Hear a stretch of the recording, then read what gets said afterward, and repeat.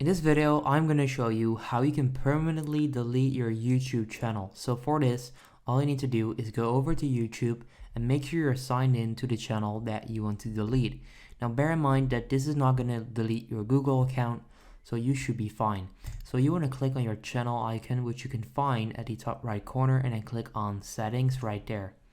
This will send you over to the settings page, and you can also just go to youtube.com/account, just like that.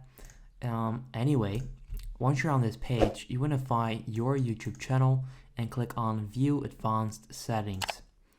Once you click on that, you'll end up on this page where you can scroll down, and then right there you can find Delete Channel. So deleting your YouTube channel won't close your Google account, like I said before. So you can actually click right there on Delete Channel. And once you do that, they will send you over to this page where you need to verify that it's actually you. Click on next, and that's how you can delete your YouTube channel.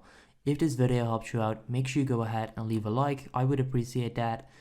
If you have any questions, feel free to let me know in the comments down below, and then I'll see you next time. Have a good day. If this video helped you out, please consider subscribing to my channel to help me grow the largest how-to channel on YouTube.